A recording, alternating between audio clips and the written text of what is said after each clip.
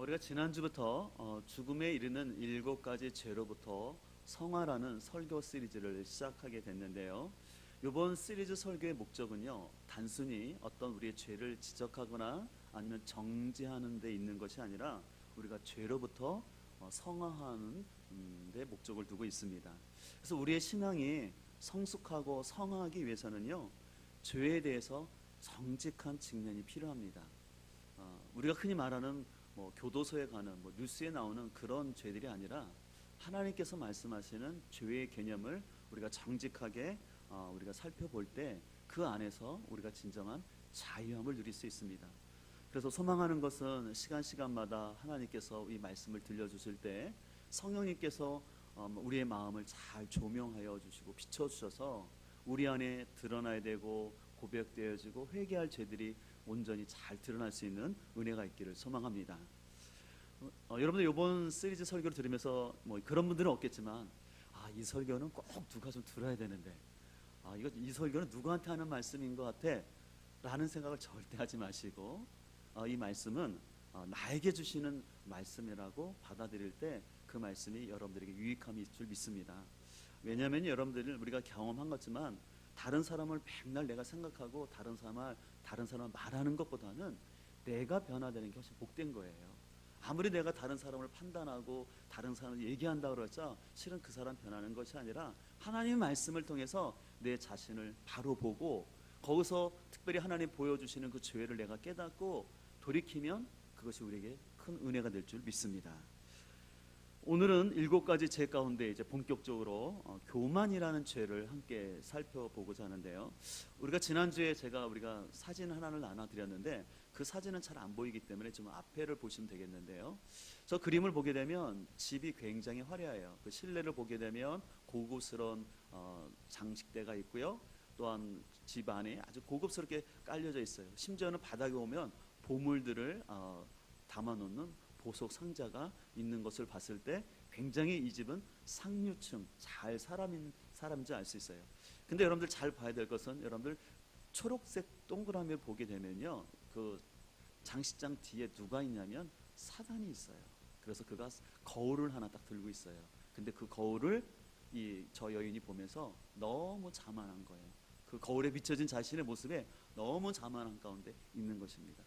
그리고 여러분 끝에 보면 빨간색 보이시죠? 빨간색 안에 뭐가 있는지 아세요? 쥐로 보이시나요? 고양이입니다.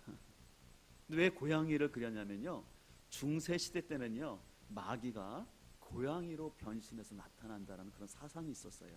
그래서 이 당시 1480년에 이 그림을 그렸던 히에로니부스는 저 고양이를 통해서 저 집안에 지금 사단이 이렇게 여인을 유혹하고 있음을 그 작품 속에 담겨놓고 있습니다. 오늘 본문 우리가 읽었던 본문 2절을 보게 되면요, 악한 자가 교만하여 가련한 자를 심히 압박하오니 그들이 자기가 베푼 꾀에 빠지게 하소서라고 말하면서요, 교만한 자가 나옵니다. 구약 성경에서는요, 교만하다라는 뜻을 높이다라는 뜻이 있어요. 그래서 이것은 하나님의 말씀을 듣지 아니하고 자기 자신을 교만하게 생각하거나 자기 자신을 자랑스럽게 생각할 때 이 구약 단어가 사용되고요. 신약에서는요, 자신이 탁월하다고 생각하여서 또 자부심이 지나친 나머지 다른 사람을 무시하는 것을 교만하다고 사용했습니다. 그래서 신구약 성경에 보게 되면요, 이 교만이라는 단어가 132회가 등장하는데 결국은 뭐냐면 자신을 다른 사람 위에 높이는 것, 이것이 교만이라고 성경은 말하고 있습니다. 여러분 단테의 신곡편에 보게 되면 연옥이라는 그 내용이 나오는데요, 거기 보면 맨 아랫단에 무거운 바위 같은 짐을 지고 고개를 숙인 채 힘들게 비탈길을 오르는 사람의 모습이 등장합니다. 이것은 뭐냐면 이 세상 가운데서 마음이 높아져서 다른 사람들을 멸시하던 그 사람들이 이제는 저 하나님의 심판 가운데 그들의 가슴이 낮아진 상태로 무거운 바위덩이를 들고 그들의 눈은 바닥만을 바라보면서 힘겹게 심판받고 있는 모습이 나타나져 있습니다. 여러분 성경은요, 이 교만이라는 것이 단순히 윤리적이고 도덕적인 차원이 아니라 신앙적 차원에서 하나님은 접근하고 있어요. 왜냐하면 성경은요, 교만이 단순히 사람이 자신을 높이는 자존감이 높은 그런 수준이 아니라 스스로 자신이 하나님처럼 자신이 삶의 주인 되어서 살려고 하는 것이 교만의 죄로 보았습니다. 무엇보다 여러분, 교만의 시초가 어디냐면 바로 사단이거든요. 사단은 원래 천사였어요. 루시퍼라는 천사는 너무나 자기가 아름답게 생겼어요. 그러니까 그 자기 아름다움에 도취하여서 자기가 하나님 자리에 올라오고자 반역함으로 인해서 하나님의 심판을 받아서 이 땅에 떨어지게 되었죠. 그래서 이 땅에 떨어진 사단은 어떻습니까? 자기의 본성 그대로 계속해서 사람들 마음속에 교만한 마음을 계속해서 심어줘서 사람들로 하여금 자기가 인생의 주인 되어서 자기 마음대로 살게끔 유혹하는 것을 볼 수가 있습니다. 창세기 3장을 보게 되면 여러분들 하하가 어떻게 범죄한 걸 아시죠? 사단은 하하에게 와서 거짓말을 합니다. 네가 이 선악을 알게 하는 과일을 먹으면 네가 하나님처럼 되어서 너의 눈이 밝아져서 네가 선악을 판단하는 그런 사람 될 거야. 더 이상 네가 하나님 앞에 굴복하는 사람이 아니라 네가 네 인생의 자유를 가지고 네가 마음껏 살아갈 수 있어. 네 선악과만 먹으면 돼 라고 유혹했다는 것을 알 수 있습니다. 또 창세기 11장에 보게 되면 바벨탑 사건이 나타나는데, 노아의 홍수를 겪은 다음에 인간이 했던 것은 뭐냐면 바벨탑을 짓는데, 그들이 동기가 뭐였냐면 이 바벨탑을 지으면서 우리의 이름을 내자라는 거예요.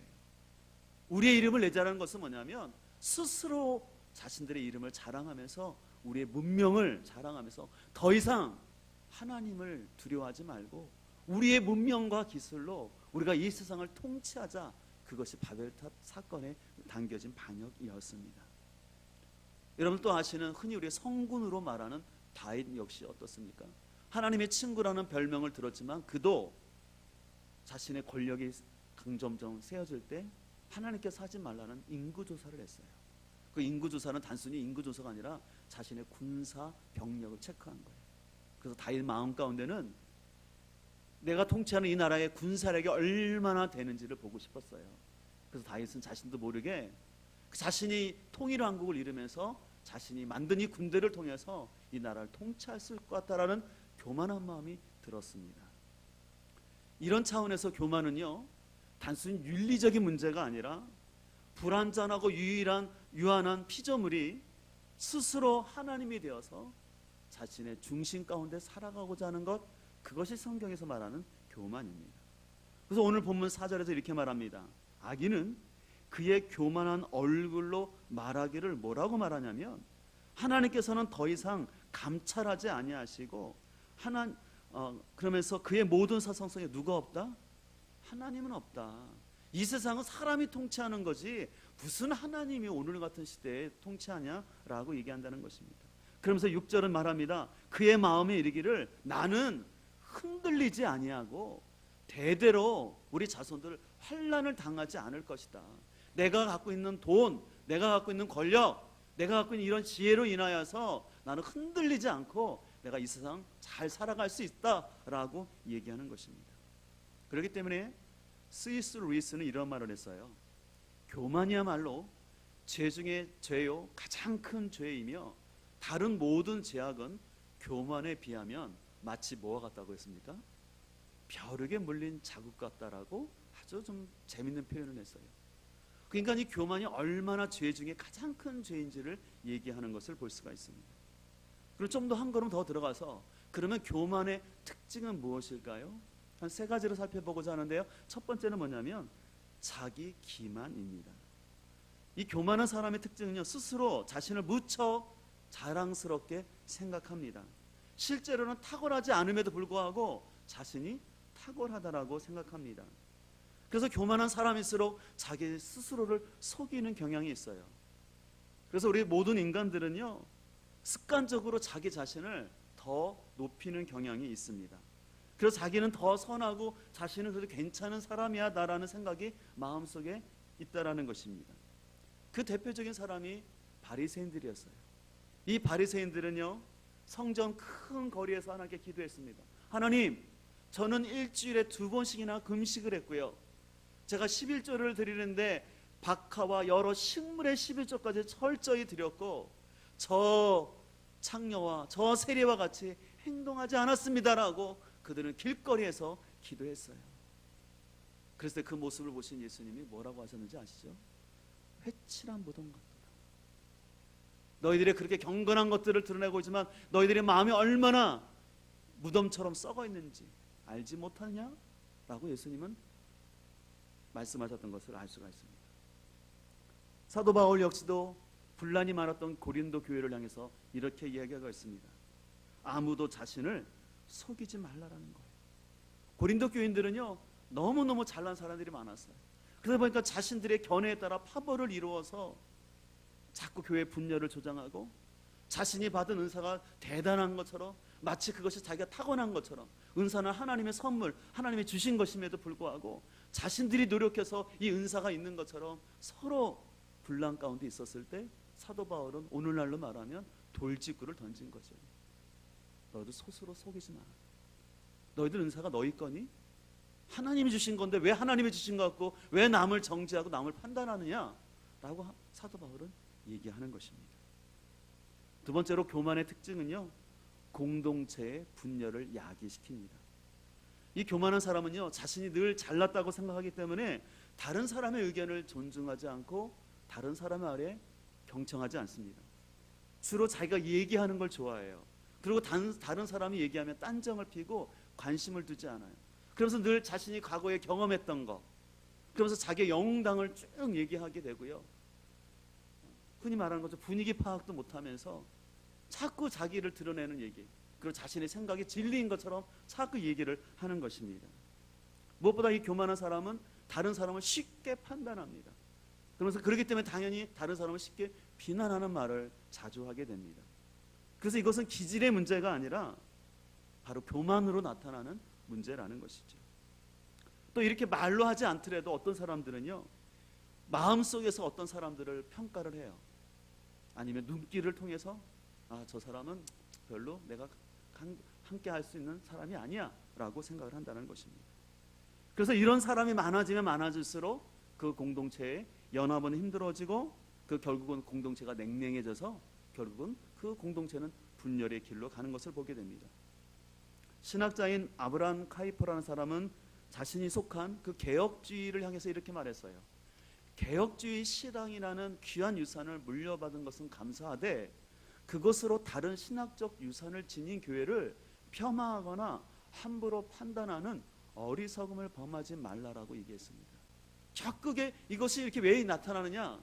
분명히 어떤 신학적인 문제도 있고 어떤 여러 가지 문제도 있어요. 그러나 어떤 한 면에서 보면은 그 마음속에는 교만이라는 것이죠. 세 번째는 이 교만은 최후까지 남는 죄라는 것입니다. 이 교만을 모든 죄의 뿌리라고 말합니다. 그 이유는 뭐냐면 겉으로 드러나는 죄들을 다 제거한다 하더라도요 마지막까지 보이지 않는 것 가운데 숨겨져 있는 것이 교만이라는 것이에요. 그래서 조그만 환경만 되면 이 교만이 싹이 쑥 올라오기 때문에 그렇습니다. 특별히 이것은 경건 생활을 했던 수도사들에게 있었던 가장 어려움 중에 하나였습니다. 알다시피 수도사들은 사막이나 외진 곳에 들어가서 함께 공동체 생활을 하면서 그들은 하루 종일 말씀을 묵상하고 기도하고 또한 금식하고 또 침묵기도 이런 훈련들을 통해서 자신에 있는 모든 욕망들을 점점점 제거합니다. 그래서 마침내는 자신을 온전히 비우는 상태가 이르게 돼요. 근데 문제는 바로 그 순간에 자기도 모르게 그래 나만한 사람은 없지. 나는 주님을 위해서 모든 것을 다 내려놓고 포기한 사람이야 라는 마음이 불쑥 들어온다는 것입니다. 그래서 자신과 같이 경건의 생활을 열심히 하지 않는 다른 수도사들을 바라보면서 저 사람은 아직 멀었지. 내가 어떻게 나의 훈련을 통해서 내 육신을 쳐서 내가 어떻게 하나님과 가까워졌는지를 많은 사람들에게 자랑하고 싶은 마음이 들 수가 있는 것입니다. 그래서 라인홀드 리버는 인간의 본성과 운명이라는 책에서 교만을 네 종류로 표현했습니다. 권력에 대한 교만, 지적인 교만, 도덕적인 교만, 영적 교만. 여러분 네 가지 교만 중에 여러분 어느 것이 가장 위험할까요? 짐작하시겠지만 영적 교만이 가장 위험합니다.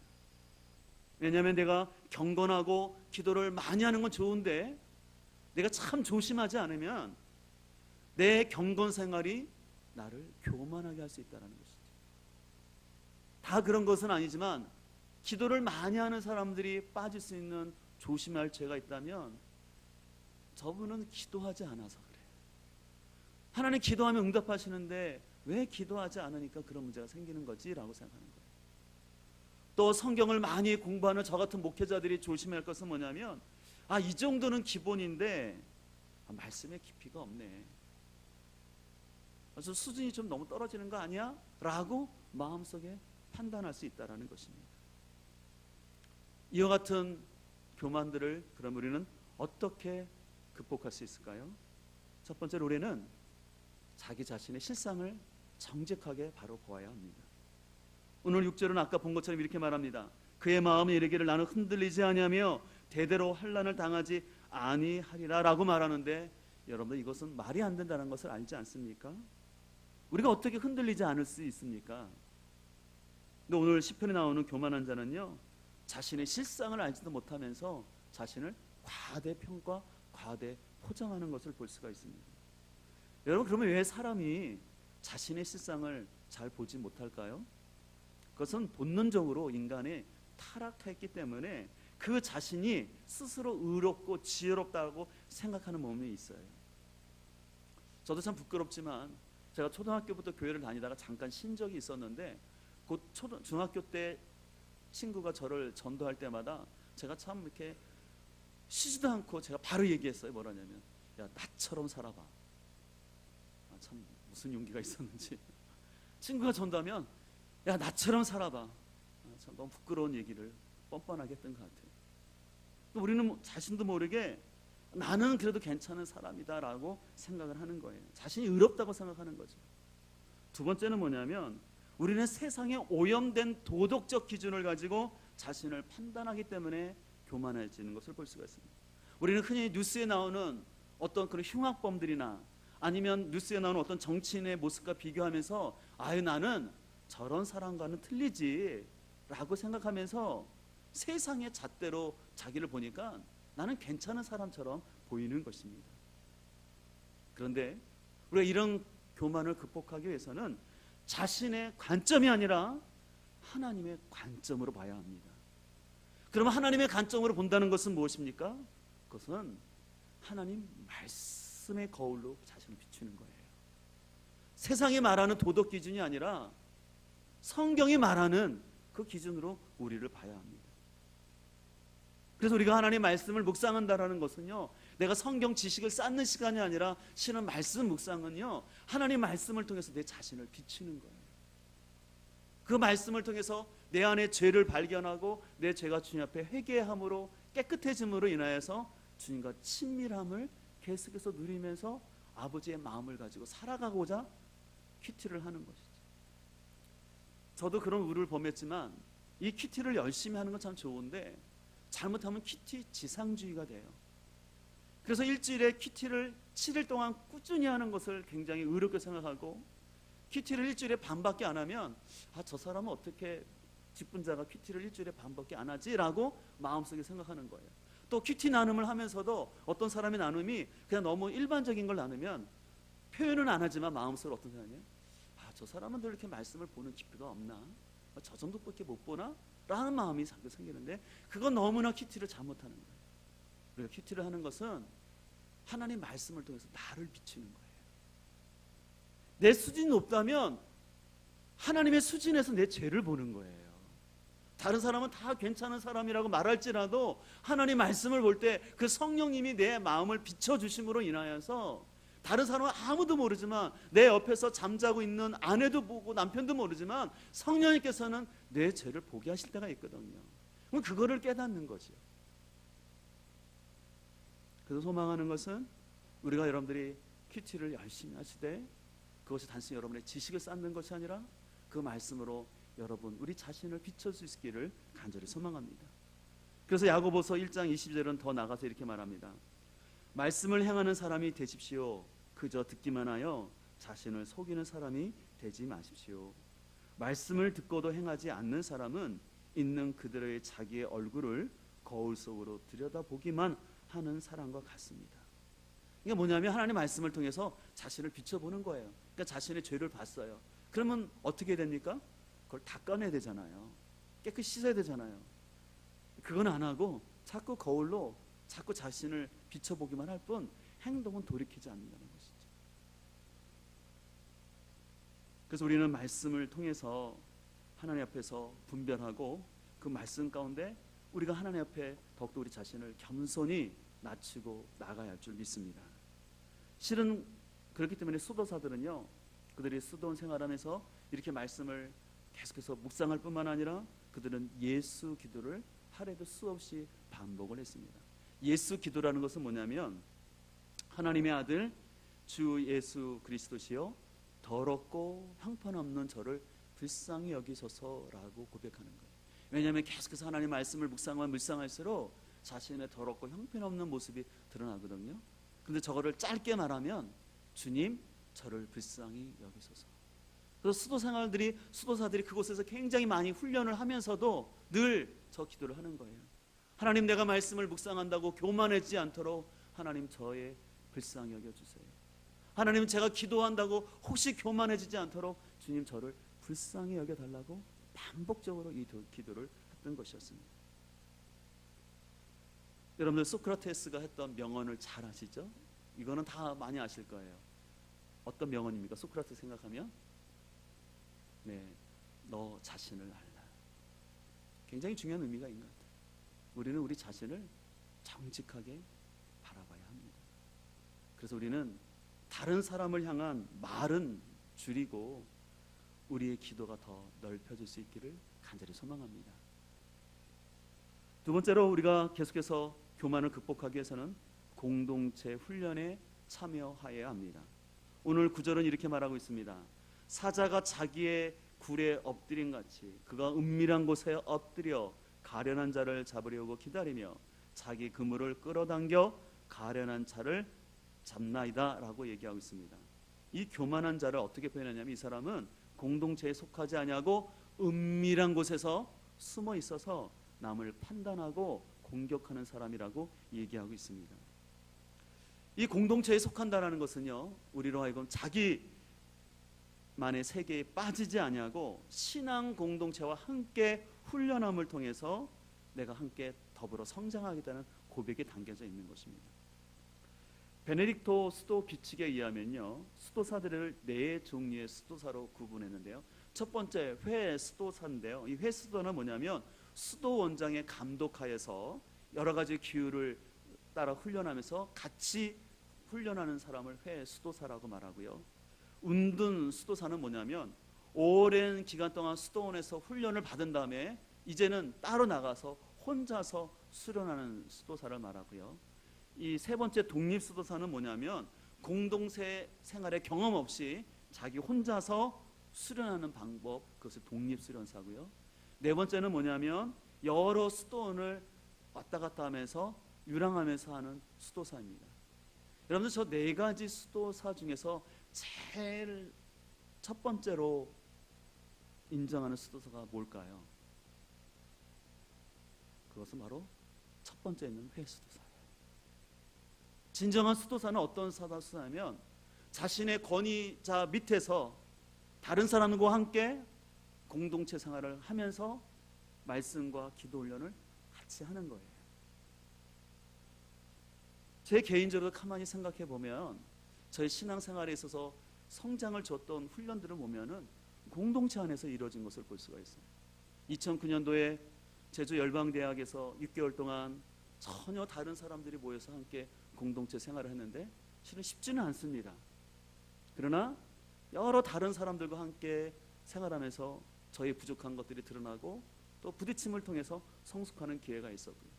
또 2011년도에 제가 에스라 성경대학원에 가서 1년 동안 거기서 함께 기서 생활하면서 말씀을 연구하고 또 웍 듀티 시간을 통해서 노동하고 또 그런 모습을 통해서 또 함께 더불어 살아가는 거죠. 특별히 저와 다른 신학적인 견해, 다른 신학에서 온 전사님과 목사님들과 함께 공부하면서 이 사람들은 성경 본문을 이걸 이렇게 해석하거나 저분들은 이렇게 바라보고 있구나 라는 것들을 함께 공부하면서 제 신학의 지경이 넓어졌던 것 같아요. 무엇보다 저를 훈련시켰던 가장 좋은 것은 교회 공동체였습니다. 하나님께서 허락하신 그 교회에서 지역교회 안에서 함께 머물면서 제 자신이 성장했던 것, 너무 귀한 가치인 것을 볼 수가 있습니다.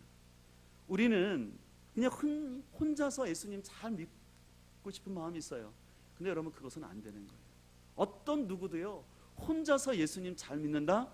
그것은 말이 안 되는 거예요. 우리는 공동체 생활에 있어야지만 자신의 연약함과 부족함이 드러나고, 그것이 드러나야지만 내가 변화될 수가 있는 거예요.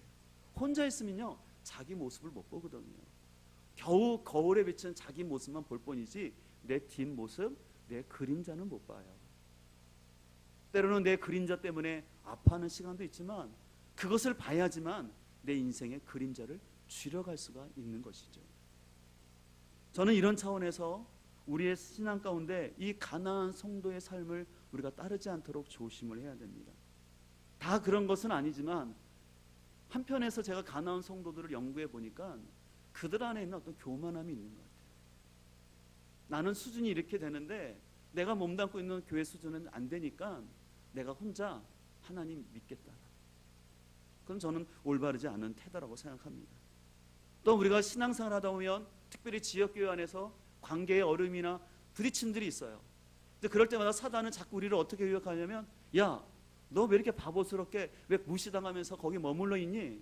너 나와서 너를 인정하는 데 가서 너 마음껏 은사를 발휘하면서 그렇게 살아봐 라고 사단은 유혹하는 거예요. 그러나 여러분, 그것을 우리가 분별할 수 있기를 소망합니다. 여러분들 힘들다고 공동체를 떠나는 것은 결코 하나님의 방법이 아니라는 것이죠. 특별히 우리가 교만을 우리가 이기기 위해서는 수준이 안 된다라는 그런 생각들, 그런 말을 하지 않아요. 제가 애전교회에서 사역할 때 참 어려운 것 중에 하나, 연말이 되면은 이렇게 목장을 편성할 때 좀 이런 얘기를 자꾸 많이 하는 거예요. 목사님처럼 수준이 맞는 사람을 좀 이렇게 해주세요. 저번하고는 좀 안 맞아서 너무 힘들어요. 근데 제가 무슨 말씀인지 알겠어요. 그러나 어느 순간 제가 이런 생각이 드는 것은 뭐냐면, 하나님이 우리를 수준이 있어서 구원해 주셨나요? 좀 죄송한 말씀이지만 제가 수준이 있어서 하나님이 저를 구원해 주시고 저를 목회자로 세우셨나요? 그건 절대 아니지 않습니까? 그래서 혹이라도 여러분들 마음속에 그런 마음이 들 수가 있어요. 그러나 그럴 때마다 하나님, 이것은 하나님이 주신 마음이 아니지요 라고 고백하고 우리가 돌아설 수 있기를 간절히 소망합니다. 내가 누구기에 하나님이 지으신 다른 사람을 향해서 수준이 안 맞다고. 그건 철저히 인간의 교만함인 거예요. 내가 좀 더 공부를 했다고, 내가 다른 사람보다 더 좋은 직장에 있다고, 내가 다른 사람보다 우리 가정이 화목하다고 결코 누구의 가정을, 누구를 향해서 수준이 낮다라는 말도 해서는 안 되고, 생각이 들 때마다 나의 죄성을 봐야 됩니다. 하나님, 제가 또 이렇게 교만하군요. 주여 저를 불쌍히 여기소서. 이 기도가 우리 가운데 있어야 할 줄 믿습니다. 마지막 세 번째로 우리는 예수님의 낮아지심을 본받아야 합니다. 7절에 보면 이렇게 말하고 있습니다. 그의 입에는 저주와 거짓과 포악이 충만하며 그의 혀 밑에는 잔해와 죄악이 있나이다. 이 교만한 사람의 특징은요, 마음이 높아짐으로 인해서 말을 함부로 하는 것이에요. 그래서 늘 부정적이고 남을 판단하고 정죄하는 말들을 많이 합니다. 그러나 이에 반해서 겸손한 사람은 마음이 부드러워요. 그래서 겸손하다는 그 뜻의 의미를 보면 말이 부드러운 사람, 그리고 낮은 자리에서 섬기는 사람입니다. 그래서 여러분 잘 아는 것처럼 빌립보서에서 사도 바울은 2장 5절에서 이렇게 말합니다. 너희 안에 이 마음을 품으라, 곧 그리스도 예수의 마음이라고 말합니다. 8절을 보게 되면 사람의 모양으로 나타나사 자기를 낮추시고 죽기까지 복종하셨으니 곧 하나님 십자가에 죽으십니다. 아시는 것처럼 예수님은 하나님 아니십니까? 근데 하나님이 자신을 낮추사 복종하시는데 십자가에 죽기까지 복종하셨다라고 사도 바울은 우리에게 말하고 있습니다. 제가 설교를 시작하면서 교만의 시작은 사단이라고 말했습니다. 그 사단은 자기를 과대평가해서 높아졌어요. 그리고 그 사단으로 말미암아 인간 세계에 죄가 들어왔을 때 우리 하나님이 선택하신 방법은 오히려 반대 정신으로 낮아지시고 말구유에 나셨고 이 땅 가운데도 겸손하게 사셨을 뿐만 아니라 결국 십자가에 죽기까지 낮아지심으로 인하여서 우리에게 구원을 이루어줄 줄 믿습니다. 그래서 누가복음 14장 11절에서 예수님이 이렇게 말씀하셨어요. 무릇 자기를 높이는 자는 낮아지고 자기를 낮추는 자는 높아지리라. 오늘 이 말씀을 하나님께서 우리에게 주시는 말씀으로 우리가 깊이 받아들일 수 있기를 소망합니다. 그래서 자기를 낮추는 자를 하나님이 나중에 높여주실 거예요. 그러나 자기 스스로를 높이는 자는 부끄럽게 낮아질 거라고 말씀하고 있습니다. 그래서 이렇게 자신을 낮추고 겸손히 생활한 자에게 하나님이 주시는 복이 있는데요, 교만이 아니라 자신을 낮추는 자에게 주시는 복은 바로 평안입니다. 그래서 시편 131편 1절은 이렇게 말하고 있습니다. 여호와여, 내 마음이 교만하지 아니하고 내 눈이 오만하지 아니하며 내가 큰 일과 감당하지 못할 놀라운 일을 하려고 힘쓰지 아니하나이다. 실로 내가 내 영혼으로 고요하고 평안하게 하기를 젖된 아이가 그의 어머니 품에 있음 같게 하였나니 내 영혼이 젖된 아이와 같도다. 오늘 시인은 너무 귀한 고백을 하고 있어요. 하나님, 내 마음이 교만해지지 않도록 특별히 내 눈이 오만하지 않기를 소망한다는 것이. 그래서 내가 내 것보다 더 큰 위대한 일을 해서 인정받으려는 그 교만함들을 하나님 내려놓게 하여 주셔서 내가 어머님 품 안에서 젖된 아이처럼 내가 주님 안에 머물기를 고백하고 있는 이 어린아이의 모습. 여러분, 실은 높아지면 굉장히 좋을 것 같지만요, 굉장히 위험한 순간이에요. 사람들이 시선이 많은 곳이고요, 바람이 많이 타는 곳이에요. 높기 때문에 잘못하면 오히려 큰 위험을 당할 수가 있습니다. 그러나 오늘날 세상 문화는 점점 높아지라고 더 빨리 높아지라고, 그래야지 우리가 세상에 성공하는 것처럼 말합니다. 성경은 그런 세속적인 높아짐이 아니라 주님 안에 있으라고 말하고 있습니다. 주님의 마음을 품고 살아가라고 말합니다. 그런 자에게 하나님의 평안함을 줄 줄 믿습니다. 요즘 여러분의 마음은 어떻습니까? 혹시 여러 가지 상황과 여러 마음 때문에 흔들리고 요동치고는 있지 않나요? 그럼 여러분들이 요동치는 그 마음의 근본 뿌리는 어디서 오고 있습니까? 우리의 마음을 잘 살펴서 젖된 아이처럼 주님 품 안에 우리가 겸손히 머물 수 있기를 간절히 소망합니다.